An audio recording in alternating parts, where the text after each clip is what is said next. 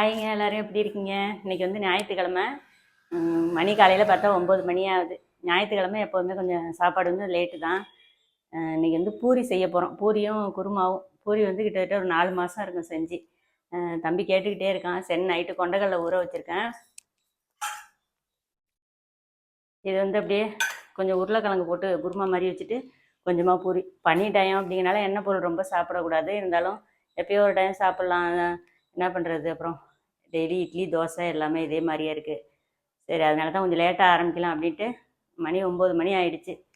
இந்த குளிர் நாளில் பெரிய பிரச்சனை. முதல்ல குளிர் நாள் வந்தாலே மெயினாக ரொம்ப வந்து காலையில் குளிக்கிறதுக்கு தான் ரொம்ப கவலையாக இருக்குது. முடிஞ்ச வரைக்கும் வீடியோவில் வந்து நைட்டியில் வராமல் தவிர்க்கிறதுக்கு பார்க்குறேன். இல்லைன்னா வீடியோ எப்போ வேணாலும் எடுத்துடலாம். இருந்தாலும் நம்ம நார்மலாக எப்போதும் போல் இருக்கிற மாதிரி இருக்கிறது ஒரு விதம் தான். அதுவும் நல்லா தான் இருக்கும். எப்படி கல்லா கீழே போடணும்.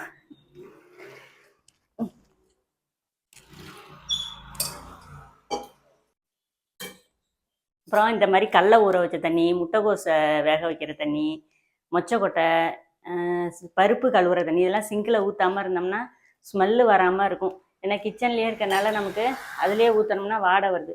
இந்த மாதிரி சில விஷயம்லாம் கொஞ்சம் ஃபாலோ பண்ணுங்கள். கிச்சனில் வந்து ரொம்ப ஸ்மெல்லு வராமல் இருக்கும். திட்டமாக தண்ணி ஊற்றி தேவையான அளவு உப்பு. சும்மா நார்மலாக கொஞ்சம் ஒரு குருமா மாதிரி தான் வைக்கிறோம். வேறு ஒன்றும் ஸ்பெஷலாக எதுவும் இல்லை. இன்னொன்று போடுமா லைட்டாக அப்படி. இதை யூடியூப்பில் தான் பார்த்தேன். இது மாதிரி லைட்டாக கீறிட்டு போட்டோம்னா உள்ள வரைக்கும் நல்லா வேகுது.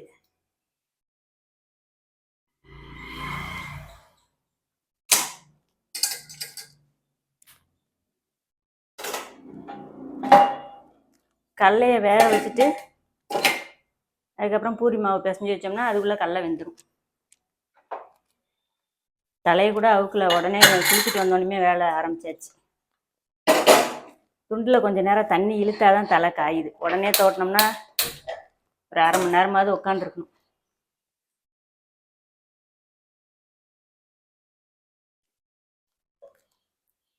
சிம்மில் வச்சுருக்கேன். இது வந்து ஒரு 3 விசில் வந்தால் நமக்கு கரெக்டாக இருக்கும்.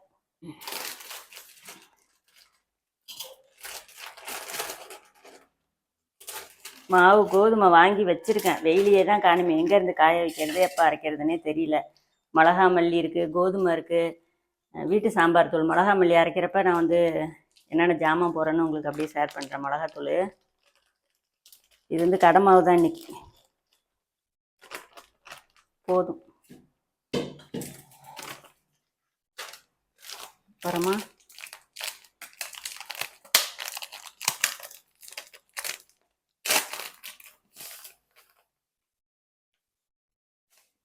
கொஞ்சோண்டு ரவை.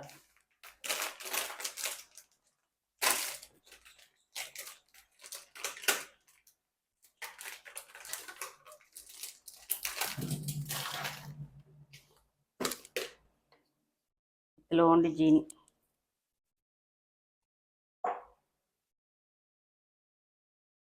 உப்பு நுணுக்குன கல் உப்பு இல்லை, தூள் உப்பு.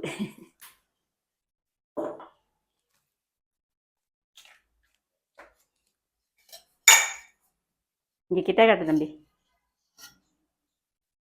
கொஞ்சமாக எண்ணெய்.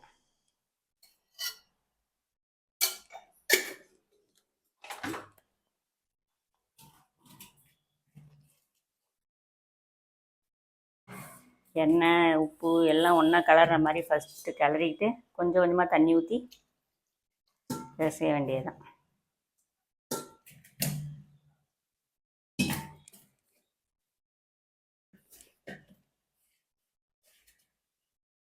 கீழே உள்ளவரெலாம் எடுக்கக்கூடாது. பூமாதேவிக்கு காணிப்பேன். சப்பாத்தி மாவோட கொஞ்சம் அழுத்தமாக இருக்கலாம். ஏன்னா எண்ணெய் குடிக்காமல் இருக்கும். அப்போ தான் நமக்கு பூரி மாவு.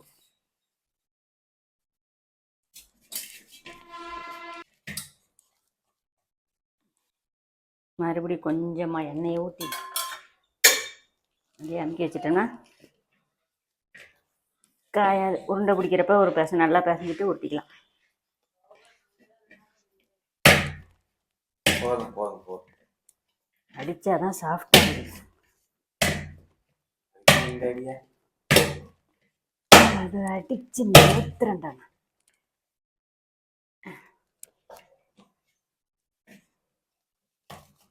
ஓகே, இது அப்படியே இருக்கட்டும். நம்ம பூரி போடுறப்ப அப்படியே பார்க்கலாம். இந்த 60 அடி கூந்தலை இப்படி காய வச்சாதான் காய். 60 அடி கூந்தல் வச்சிருக்கிறவங்கள கூட இவ்வளோ சிரமப்பட மாட்டாங்க காய வைக்க.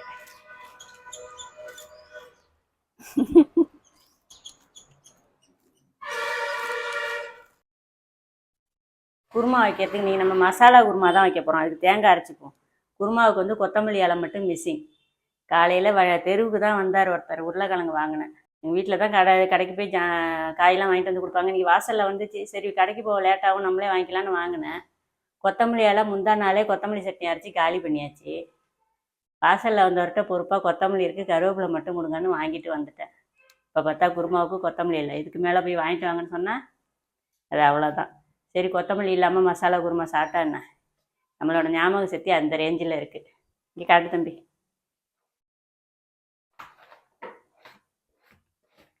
தேங்காய் 2 பச்சை மிளகா, ஒரு 3 பல் பூண்டு தோலோடு போட்டிருக்கேன்.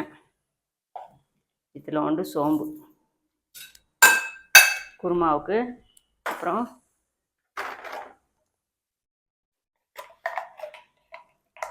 மிளகா போட்டோம்னா மசியாது, அதனால் மிளகு தூள் கொஞ்சோண்டு. இல்லை முந்திரி எல்லாம் சேர்ப்பாங்க. நம்ம கசகசா முந்திரி எது வேணாலும் சேர்த்துக்கலாம், நம்ம விருப்பம் தான். நான் இன்றைக்கி இது சிம்பிளாக இவ்வளோ தான் சேர்த்துருக்கேன்.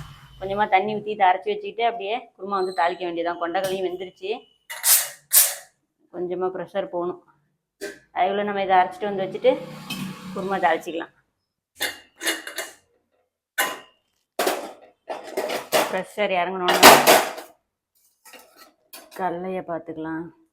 கடலை நல்லா வெந்துருச்சு, உருளைக்கிழங்கும் நல்லா வெந்துருச்சு.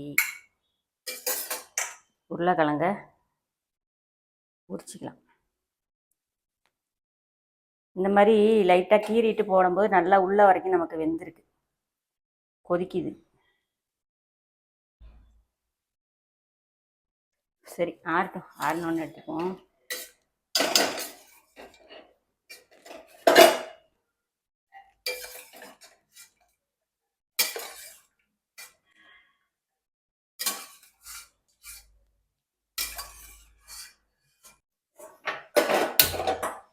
அப்படியே குக்கர்லேயே தாளித்து விட்டுறலாம். பூரிக்கு இந்த குருமா நல்லாயிருக்கும், மசாலா குருமா. ஆனால் ரொம்ப பேருக்கு பூரியும் கிழங்கும் தான் பிடிக்குது. அது என்னன்னு தெரியல. என் பிள்ளைக்கு மசாலா குருமா தான் பிடிக்குது. கேட்டனால சரி அதையே பண்ணிடுன்ட்டு பண்ணியாச்சு. சும்மா 4 சோம்பு, பட்டை, கிராம்பு, இலை,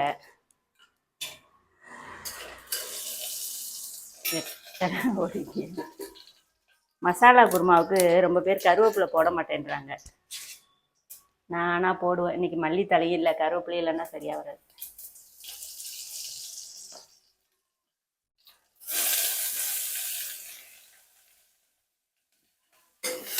வெங்காயம் தக்காளி எல்லாம் எல்லாமே நம்ம இஷ்டம்தான். கிரேவி நமக்கு எந்த அளவுக்கு வேணுமோ அந்த அளவுக்கு போட்டு வேண்டியதான். வெங்காயம்லாம் பறக்குது. கேமராவில் ஆவி எடுக்கிறது.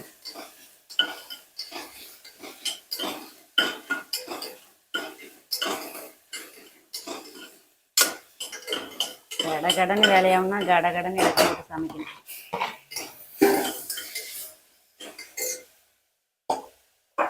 இது தலையிலேயே கொஞ்சம் உப்பை போடணும்.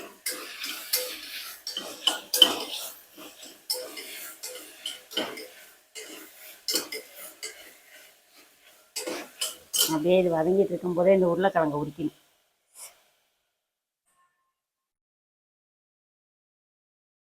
கொதிக்குது. ஆவ், என்ன தெரியல, குடிச்சாச்சு.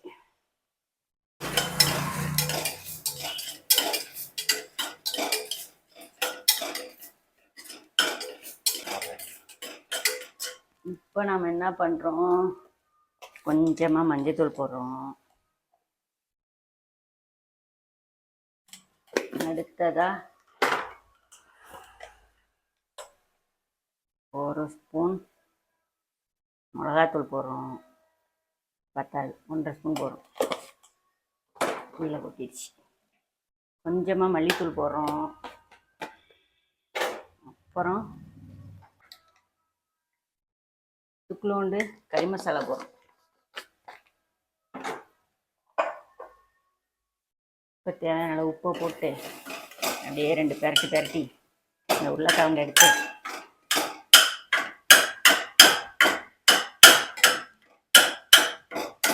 நல்லா சூப்பராக வெந்துருச்சு. அதனால் கையெல்லாம் மசிக்க தேவை தம்பி, எல்லாம் நமக்கு அப்படியே டக்கு டக்குன்னு வேலையும். இதுக்கு 2 கை போட்டு பிசைஞ்சிக்கிட்டு நிறையா இருந்தால் சரி. அதே நம்ம அரைச்ச தேங்காய் பேஸ்ட்டை போட்டு லைட்டாக எண்ணெய் இதுலேயே அப்படி 2 பெரட்டு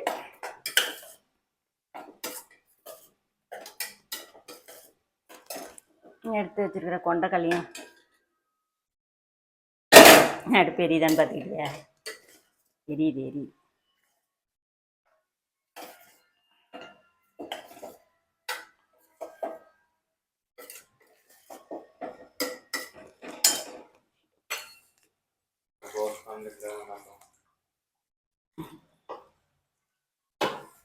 இப்போ திட்டமாக மிக்ஸி ஜாரை கழுவி அந்த தண்ணி ஊற்றிக்கிட்டு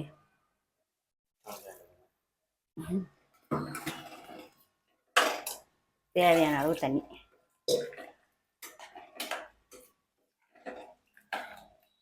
இனிமேலாம் நம்ம குக்கரில் விசில்லாம் போட தேவையில்லை. அப்படியே கொதிக்க விட்டால் போதும், ஒரு 5 நிமிஷம்.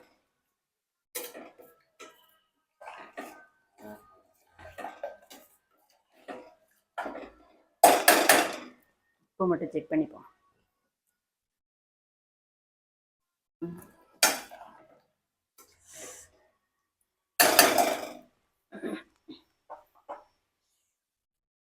இன்னொன்று உப்பு.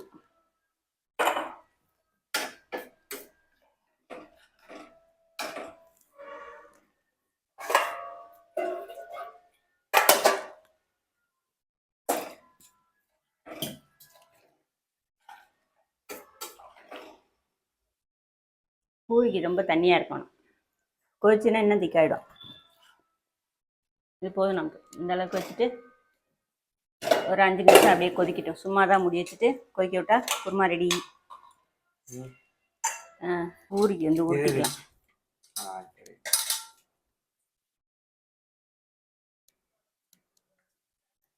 பூரிக்கு வந்து குலோப்ஜான் மாவோட கொஞ்சம் பெருசாக, அவ்வளோதான்.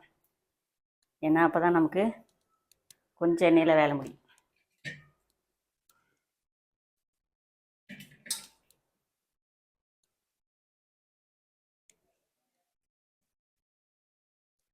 நல்லா அப்படி கையில் வச்சு அழுத்தி பேசோம்னா மாவு நல்லா வெடிப்புலாமல் வந்துடும்.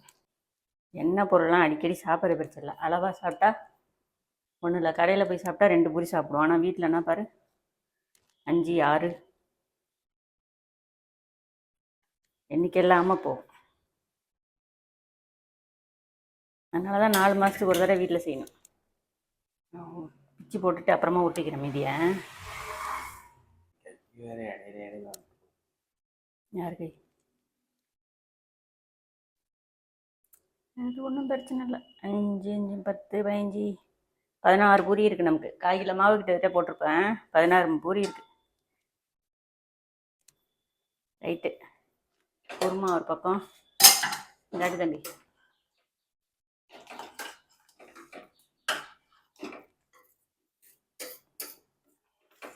லைட்டாக நமக்கு அந்த தேங்காயில் பூண்டுலாம் வச்சுருக்கோம்ல, அதில் லைட்டாக ஒரு பச்சை வாசம் இருக்கும்.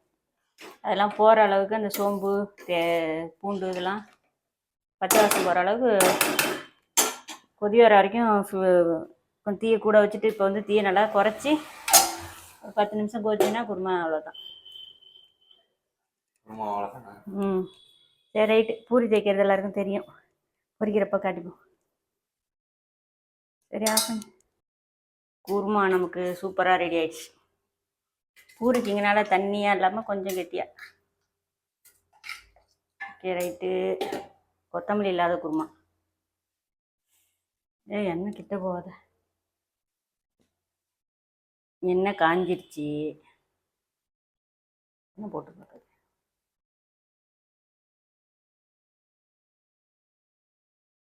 இந்த சைஸுக்கு தேய்ச்சோம்னா நமக்கு இந்த அளவுக்கு எண்ணெய் இருந்தாலே போதும். எண்ணெய் சட்டியில்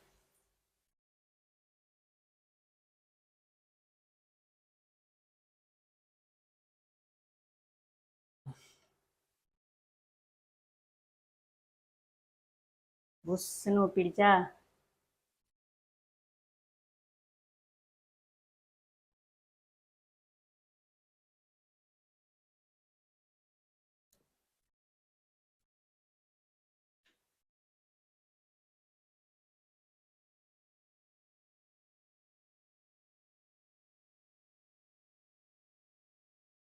அப்படிங்க காமி.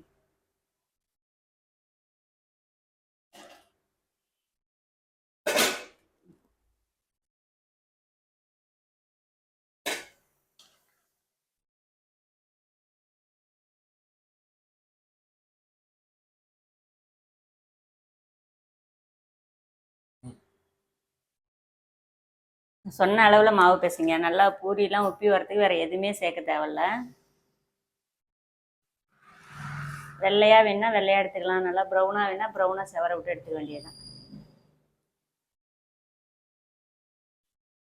எண்ணெய் நல்லா சூடானதுக்கப்புறம் பொரிக்கணும் பூரி.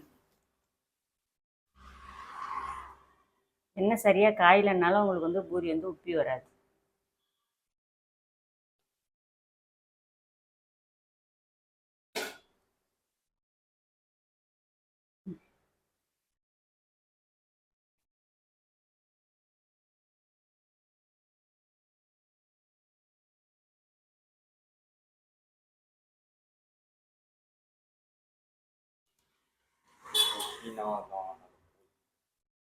விட்டால்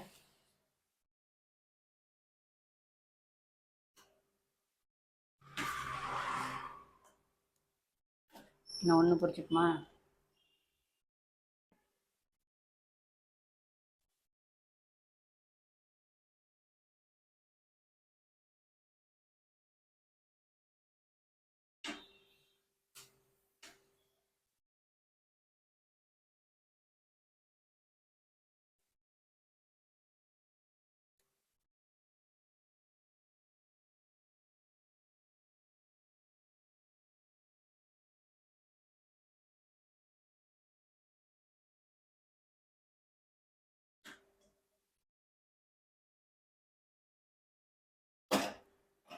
பண்ணிவிட்டு அப்புறம் பொரிச்சுக்குமா.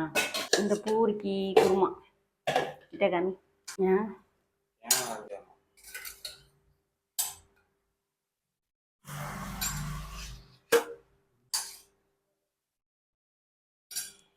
ஓகே. நம்ம வீட்டில் இன்றைக்கி பூரியும் கிழங்கும். மீதி பூரியெலாம் இன்னும் பொரிக்கல, ஆஃப் பண்ணி வச்சுட்டேன். வீடியோ முடிச்சுக்கிட்டு அதுக்கப்புறம் எடுத்துப்போம் அப்படின்ட்டு. இதே மாதிரி பூரி சுட்டு பாருங்கள், கண்டிப்பாக நல்லா வரும். உங்கள் வீட்லேயும் ஞாயிற்றுக்கிழமை நல்லா டிசைனாக செஞ்சு அதெல்லாம் நல்லா செய்யுங்க. எவ்வளோ வேணுமோ செய்யுங்க, ஆனால் அளவாக சாப்பிட்டு ஆரோக்கியமாக இருங்க. Okay right. நம்ம வீட்டில் இன்றைக்கி பூரி. உங்கள் வீட்டில் என்னன்னு சொல்லுங்கள். மத்தியானத்துக்கு இன்னும் முடிவு பண்ணல, ஆட்டுக்கால் வாங்கலான்னு ஐடியாவில் இருக்கும். ஃபுல்லாலாம் வீடியோ வந்து கண்டினியூ பண்ணோன்னா சரியாக வராது. காலையில் இந்த ரொட்டீன் மட்டும் நான் உங்களோட ஷேர் பண்ணியிருக்கேன். இன்றைக்கி வந்து நமக்கு பூரியும் மசாலா குருமாவும், கொண்டைக்கடலை உருளைக்கிழங்கு போட்டு மசாலா குருமா. ஓகே, இந்த வீடியோ பிடிச்சிருந்தா மறக்காமல் லைக் பண்ணுங்கள். நெக்ஸ்ட் வீடியோவில் பார்க்கலாம். பாய்.